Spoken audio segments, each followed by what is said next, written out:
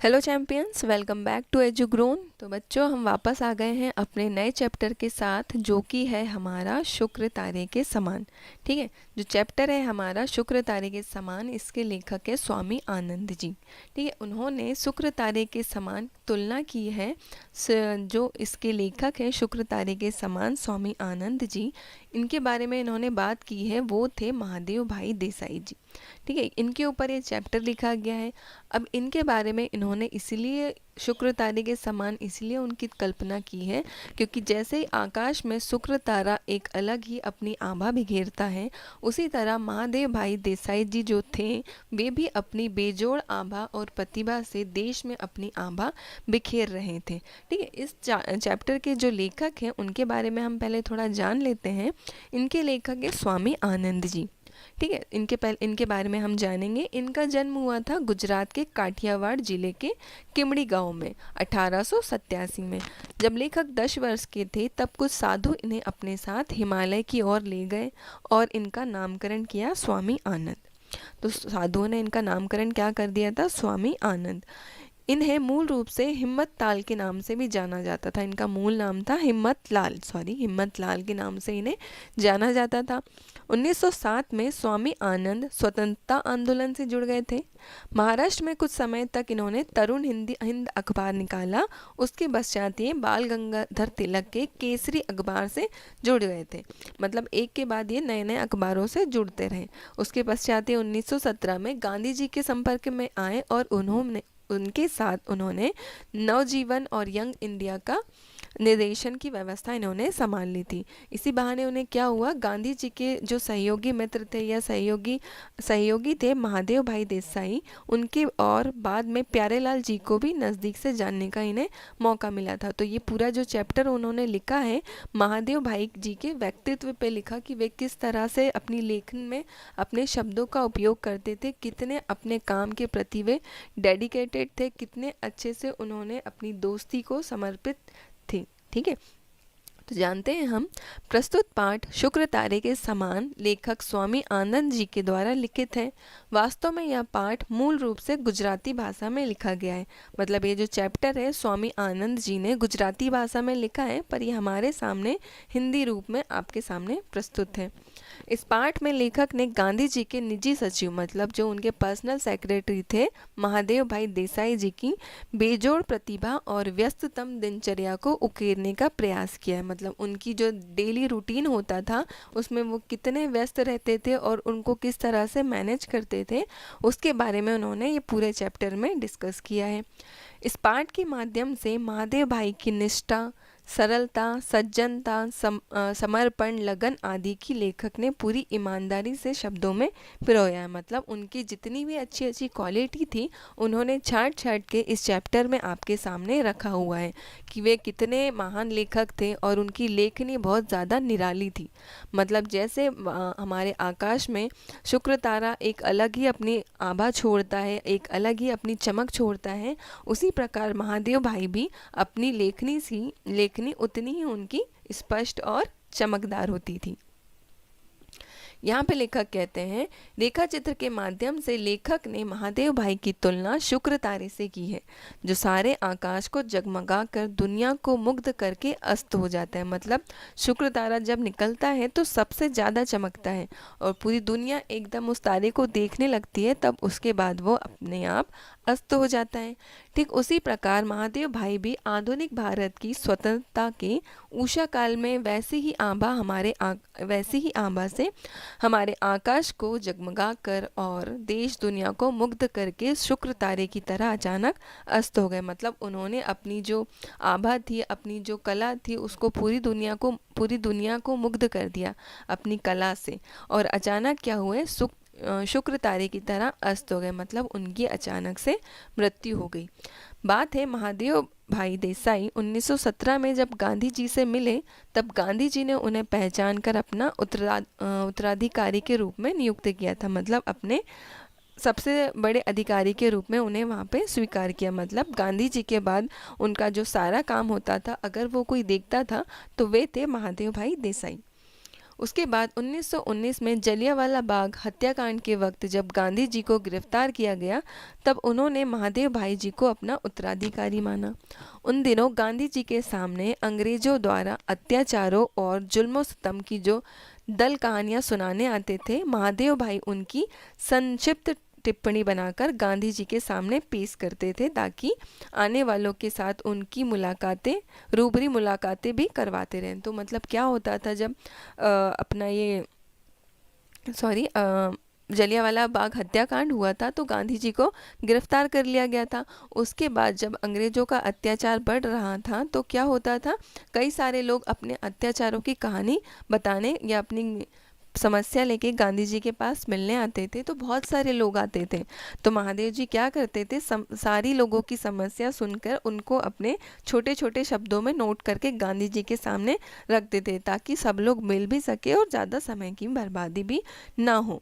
गांधी जी बम्बई के मुख्य राष्ट्रीय अखबार दैनिक बॉम्बे क्रॉनिकल इन सब विषयों पर लेख लिखा करते थे। गांधी जी क्या करते थे, उस समय का राष्ट्रीय अखबार होता था दैनिक बॉम्बे क्रॉनिकल, इन सब में क्या करते थे, अपने लेख को वे लिखा करते थे। बाद में क्रॉनिकल के अंग्रेज संपादक हॉर्नीमैन को सरकार ने देश निकालने की सजा देकर इंग्लैंड भेज दिया था। मतलब क्रॉनिकल में लिखने में जो मदद करते थे हॉर्नीमैन, तो सरकार ने क्या किया, उनको निकालकर इंग्लैंड वापस भेज दिया। उन दिनों बम्बई के 3 नए नेता हुए करते थे। उन दिनों जब नए नेता उभरे थे वो कौन कौन थे, शंकरलाल बैंकर, उमर सोबानी और जमनादास द्वारकादास, ये 3 नेता थे जो नए नए उभरे थे उन दिनों। उक्त तीनों में अंतिम श्रीमती बेसेंट के अनुयायी थे। जो बेसेंट थी, श्रीमती एनी बेसेंट, उनकी क्या थी, अनुयायी थी। ये नेता यंग इंडिया का एक अंग्रेजी साप्ताहिक भी निकालते थे, परंतु यंग इंडिया भी क्रॉनिकल वाले हॉर्नीमैन ही मुख्य रूप से लिखा करते थे। पर होता क्या था, यंग इंडिया भी कौन लिखते थे, क्रॉनिकल मतलब यंग इंडिया जो अखबार निकलता था उस समय, उसको भी कौन लिखते थे, हॉर्नीमैन भी मुख्य रूप से लिखते थे। अब हॉर्नीमैन कौन थे, जो क्रॉनिकल में अपना संपादक का काम देखते थे। ठीक है, जब हॉर्नीमैन को देश छोड़कर निकलना पड़ा तो इन लोगों को हर सप्ताह लिखने के लिए कमी पड़ने लगी। अब यंग इंडिया भी क्या था, इंग्लिश न्यूज़पेपर था, है ना। इंग्लिश न्यूज़पेपर में कौन लिखते थे, हॉर्नीमैन लिखते थे। पर क्या था, अंग्रेज़ों ने उन्हें सज़ा दे दी थी देश निकालने की, और वापस कहाँ भेज दिया था, इंग्लैंड भेज दिया था। जब वे वापस इंग्लैंड गए तो अखबार में लिखने के लिए समस्या होने लगी। तब उन्होंने गांधी जी से विनती की कि यंग इंडिया के संपादक बन जाए, क्योंकि गांधी जी भी इंग्लिश बहुत अच्छे से जानते थे, इसलिए। तत्पश्चात गांधी जी ने विनती स्वीकार कर ली। तो गांधी जी ने क्या किया उनकी रिक्वेस्ट को एक्सेप्ट कर लिया। बाद में जब काम बढ़ गया तो यंग इंडिया अखबार को गांधी जी ने सप्ताह में 2 बार निकालने का निश्चय किया। पहले क्या होता था, यंग इंडिया अखबार जो था ये डेली होता था, डेली निकलता था। पर क्या हुआ कि उसके बाद गांधी जी के पास भी कई सारे काम आने लगे, तो उन्होंने ये सोचा कि इस अखबार को अब हम 2 बार निकालेंगे सप्ताह में। ठीक है, आगे की बात कुछ इस तरह से है। यंग इंडिया के बाद नवजीवन की भी जिम्मेदारी गांधी जी के पास आ गई थी। नवजीवन जो था ये हिंदी अखबार था। दोनों साप्ताहिक अहमदाबाद से निकलते थे। दोनों साप्ताहिक पत्रिका जो थी वो कहाँ से निकलती थी, अहमदाबाद से ही प्रकाशित होती थी। बाद में अखबार की जिम्मेदारी लेखकों के हाथों में आ गई थी। मतलब बाद में क्या हुआ, गांधी जी के पास काम ज़्यादा बढ़ गए तो उन्होंने ये जिम्मेदारी किनको दे दी, लेखकों के हाथ में दे दी। अब हुआ क्या, महादेव भाई और गांधी जी का सारा समय देश भ्रमण में बीतने लगा, परंतु महादेव जी जहाँ भी होते कुछ समय निकालकर लेख अवश्य लिखते और भेजते थे। होता क्या था, फिर जैसे जैसे देश में समस्याएं बढ़ने लगी तो गांधी जी और महादेव भाई को भी क्या करना पड़ा, देश में जगह जगह जाकर लोगों की समस्या को सुनना पड़ा। उससे क्या होता था, टाइम की कमी होने लगी। पर जब भी होता था या जैसा भी उन्हें टाइम मिलता था, महादेव जी कुछ ना कुछ लेख जरूर लिखते थे और अखबार के लिए वे अपने लेख को जरूर वहाँ पर भेजते थे। अपनी तीव्र बुद्धि के कारण देशी विदेशी समाचार पत्र वालों के ये लाडले बन गए। मतलब कौन, महादेव भाई जी देसाई, जिनकी लेखनी काफ़ी स्पष्ट और एकदम सरल होती थी। उनकी 3 तेज बुद्धि के कारण सभी समाचार वाले उन्हें बहुत ज़्यादा पसंद करने लगे। अब गांधी जी के पास आने से पहले ये सरकार के अनुवादक विभाग में नौकरी करते थे। गांधी जी के पहले जब ये काम नहीं करते थे, या उनके ये सचिव नहीं बने थे, उसके पहले ये कहाँ पर थे? गवर्नमेंट में अनुवादक मतलब ट्रांसलेटर विभाग में ये नौकरी करते थे। ठीक है, इन्होंने कई साहित्यों का अनुवाद भी किया है ना। महादेव भाई गांधी जी के यात्राओं और दिन प्रतिदिन की गतिविधियों के बारे में लिखा करते थे कि गांधी जी की कहाँ की यात्रा की, कैसे की, उसका वर्णन सारा लिखते थे। उसमें कुछ इंटरेस्टिंग चीज़ें अपने साइड से ऐड करते थे, और डेली की जो रूटीन होते थे या डेली की जो एक्टिविटी होती थी उनके बारे में भी महादेव भाई ही लिखते थे। साथ ही देश विदेश के समाचारों को पढ़कर उस पर टीका टिप्पणी भी लिखते थे। मतलब देश के जो अखबार होते हैं विदेशों के, उनके ऊपर क्या लिखते थे कि अपने कमेंट या अपनी प्रतिक्रिया ये उस पर लिखते थे। महादेव भाई गांधी जी के जीवन में इतने रच बस गए थे कि उनके बिना महादेव भाई की अकेले कल्पना नहीं की जा सकती थी। मतलब दोनों इतने अच्छे दोस्तों की तरह रहने लगे थे कि अगर जहां गांधी जी जा रहे हैं तो कोई यही सोचता था कि उनके साथ महादेव भाई भी अवश्य होंगे ही। गांधी जी के पत्रों में महादेव भाई की लिखावट होती थी। उनकी लिखावट लंबी सी जेट की गति से लिखी जाती थी। वे शॉर्ट हैंड नहीं जानते थे, परंतु उनकी लेखी में कॉमा मात्रा की भी गलती नहीं होती थी। अब गांधी जी के जितने भी लेटर्स होते थे उन सभी लेटर्स में कौन लिखता था? महादेव जी लिखते थे। जिनकी गति कैसी होती थी? इतनी स्पीड, जेट की गति मतलब बहुत तेज स्पीड में लिखते थे, क्योंकि वे शॉर्ट हैंड नहीं जानते थे, मतलब शॉर्टकट में लिखना नहीं जानते थे। पर इतनी तेजी में लिखते थे, उसके बाद भी मात्राओं की गलती उनसे बिल्कुल भी नहीं होती थी।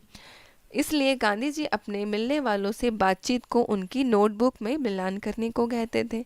वे अपने बड़े बड़े झोलों में ताजे समाचार पत्र और पुस्तक रखा करते थे, जिससे वे रेलगाड़ी, रेलियो और तथा सभाओं में पढ़ते थे, है ना। मतलब वे अपने साथ बैग रखते थे एक बड़ा सा, और उसमें क्या क्या रखते थे? समाचार पत्र, पुस्तकें और अपनी नोटबुक रखते थे। जिससे क्या होता था, जब भी उन्हें टाइम मिलता था, जैसे रेलगाड़ी में या किसी रैली में, सभा में, ये सारी चीज़ें वे पढ़ते रहते थे। या फिर नवजीवन या यंग इंडिया के लिए लेख लिखते रहते थे, या जब भी उनके पास खाली टाइम होता था तो वे इन पेपर्स के लिए अपना आर्टिकल लिखते रहते थे। 1 घंटे में 4 घंटों का काम निपटा देते थे। इतने व्यस्त समय में अपने लिए कब वक्त निकालते थे पता ही नहीं चलता था। मतलब 1 घंटे में 4 घंटों का काम वे ख़त्म कर देते थे, और इतना बिजी शेड्यूल था उनका, उसके बाद भी वे अपने लिए समय कैसे निकालते थे ये कोई सोच भी नहीं पाता था। सन 1934-35 में गांधी जी मगनवाड़ी से चलकर शेगांव चले गए थे। गांधी जी कहाँ शिफ्ट हो गए थे? मगनवाड़ी से शेगांव चले गए थे। परंतु महादेव जी कहाँ रहे? मगनवाड़ी में ही रहे, है ना। महादेव जी कहाँ रहे? मंगवाड़ी में ही रहे। शेगांव से मंगवाड़ी की दूरी 11 मील थी, है ना। वहाँ से उनकी डिस्टेंस कितनी थी? 11 किलोमीटर या 11 मील, आप समझ सकते हैं। महादेव भाई देसाई रोज मंगवाड़ी से पैदल चलकर सेगांव जाते थे तथा शाम को काम निपटाकर वापस आ जाते थे। मतलब ये इतनी लंबी डिस्टेंस डेली कैसी करते थे कवर? डेली पैदल चलकर ही अपनी डिस्टेंस को कवर करते थे। यही वजह है कि उनके स्वास्थ्य पर प्रतिकूल प्रभाव पड़ा और वे अकाल मृत्यु को प्राप्त हुए। अब डेली 11 किलोमीटर पैदल चल के जाना, पैदल चलकर आना, सारा काम करना, तो ये क्या हुआ? ये सारी चीज़ें उनके स्वास्थ्य पे बहुत ज़्यादा बुरा असर डाली, और इन सब चीज़ों के कारण क्या हुई? उनकी अकाल मृत्यु हो गई। इनकी मृत्यु का दुख गांधी जी को हमेशा ही रहा। महादेव भाई देसाई जी ने गांधी जी की पुस्तक सत्य का प्रयोग का इंग्लिश में अनुवाद भी किया था। देखा जाए तो लेखक अपने प्रस्तुत रेखा चित्र के नायक के व्यक्तित्व और उसकी ऊर्जा, उनकी लगन और प्रतिभा से अभिभूत रही। मतलब वे आपको इस चैप्टर में ये बताना चाह रहे हैं कि उनकी अपने गांधी जी के प्रति इतनी ज़्यादा लगन थी कि वे उस गाँव को छोड़कर दूसरे गाँव चले गए थे। उसके बाद भी उनकी काम के प्रति इतनी ज़्यादा निष्ठा और ईमानदारी थी कि वे डेली 11 किलोमीटर पैदल चलकर आते थे और 11 किलोमीटर पैदल चलकर जाते थे। तो वो किस तरह के नायक हुए? उनकी ऊर्जा और उनकी लगन बहुत ही ज़्यादा अभिभूत है, मतलब बहुत ही ज़्यादा सराहनीय है। तो बच्चों इसी के साथ हमारा चैप्टर ख़त्म होता है। और बच्चों यह हमारी स्पर्श बुक का गद्य खंड का लास्ट चैप्टर था। इसके बाद हम काव्य खंड शुरू करेंगे अपनी नेक्स्ट मतलब स्पर्श बुक का नेक्स्ट खंड काव्य खंड हम शुरू करने वाले हैं अपने नेक्स्ट चैप्टर से। तो बच्चों इसी के साथ हम आज का सेशन ख़त्म करते हैं, मिलते हैं आपसे अगले चैप्टर्स में। Thank you.